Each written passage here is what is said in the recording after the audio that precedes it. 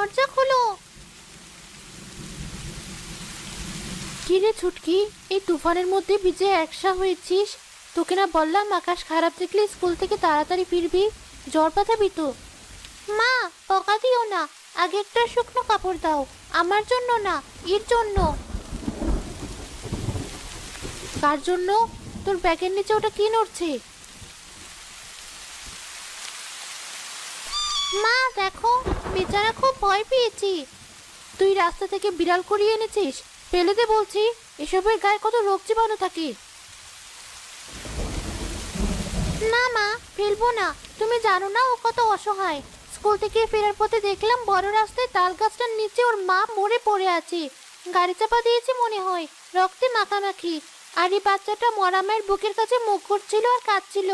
আমার খুব কষ্ট হলো মা। তুই একাই আনলি? কেউ তো ধরছিল না, সবাই লাথি দিচ্ছিল। ও এতিম মা। আমার যদি মা না থাকতো আমিও তো এতিম হতাম।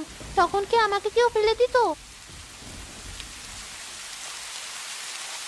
ছি মা, অমন অলক্ষণে কথা বলতে নেই। দে ওকে আমার কোলে দে। সৃষ্টিকর্তা এতিমের মায়া বড় বেশি দেন মা। যার কেউ নেই তার সৃষ্টিকর্তা আছেন। তুমি রাগ করনি মা? অবলা জীবকে আশ্রয় দিলে সোয়াব হয়। রান্নাঘর থেকে বাটি করে একটু গরম দুধ নিয়ে আসি আমি। আর তুই তোর শরীর মোচ। ও কিন্তু আজ থেকে আমার কাছেই থাকবে। ওর নাম রাখলাম মিনি। আচ্ছা বাবা, এখন যা, কাপড়টা পাল্টা।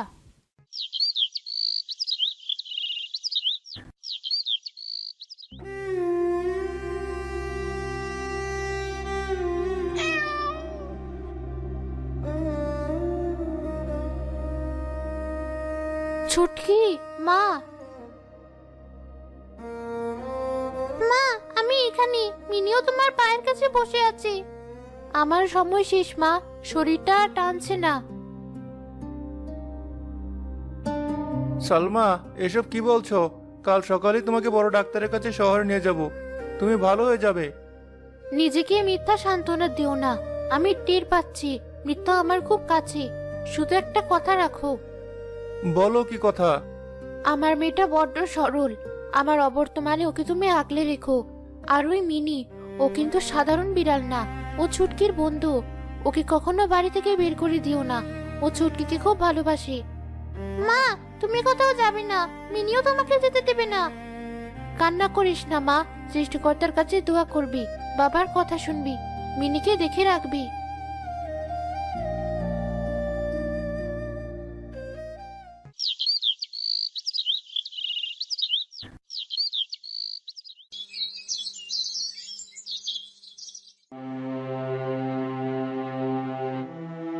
ছুটকি মা, এদিকে একটু আয় তো।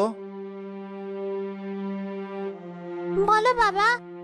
মা, তোর মায়ের মৃত্যুর পরে এই সংসারটা কেমন যেন এলোমেলো হয়ে গেছে। আমার একার পক্ষে তোকে দেখাশোনা করা, ব্যবসা সামলানো সব কঠিন হয়ে যাচ্ছে। আত্মীয় স্বজনরা বলছে। কি বলছে বাবা? তারা বলছে আমাকে আবার বিয়ে করতে। তোর জন্য একজন নতুন মা দরকার, যে তোকে নিজের মেয়ের মতো দেখবে, ঘরের যত্ন নেবে। তোমার যা ভালো মনে হয় বাবা। আমার তো মিনি আছে, তবে নতুন মাকে আমাকে ভালোবাসবে? অবশ্যই বাসবে। আমি অনেক খোঁজ নিয়েছি। পাশের গ্রামের রিনা খুব ভালো মেয়ে। দেখিস, ও তোকে খুব আদর করবে।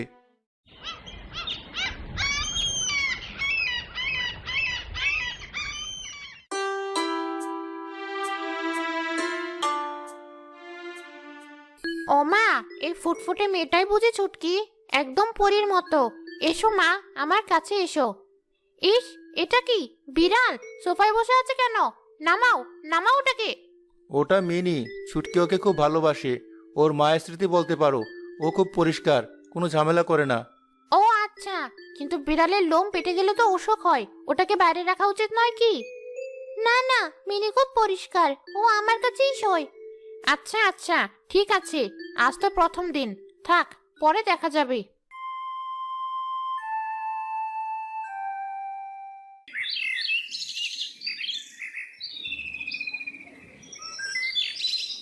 মা, আমার খুব খিদে পেয়েছে, ভাত দাও, স্কুলে যাব।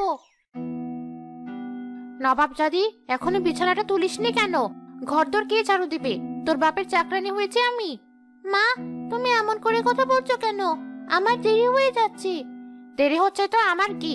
আগে ঘর মুছবি, উঠোন ঝাড়ু দিবি, তারপর খাবার পাবি। আর শোন, ওই বিড়ালটা কাল রাত থেকে ঘ্যান ঘ্যান করছে, ওটাকে কিছু খেতে দিবি না। কিন্তু মা, মিনি তো কাল রাত থেকে না খেয়ে আছে, ওকে একটু দুধ দাও। বিড়াল পালার শখ, নিজে খেতে পাস না আবার বিড়াল? ওটাকে আজ আমি বাড়ি থেকে বের করে দেব। সারাদিন ম্যাও ম্যাও করে, অসহ্য। দুধের অনেক দাম, বিড়ালের পেছনে নষ্ট করার টাকা আমার নেই। দোহাই মা, মিনিকে খেতে দাও, আমি সব কাজ করে দিচ্ছি, আমার ভাতের ভাগ থেকে ওকে দেব। ঢং দেখলেই গা জ্বলে। শোন, তোর বাপ ফিরলে যদি কোনো নালিশ করিস, তবে তোকে আর তোর ওই বিড়ালকে বস্তায় ভরে নদীতে ভাসিয়ে দেব, মনে থাকে যেন।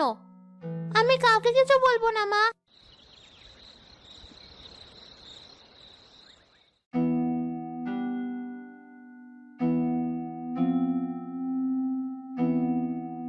আর বলো না, আমি বাড়িতে পর, সৎ না বলে আমার কোনো দাম নেই। কি বলছো এসব? কে কি বলেছে?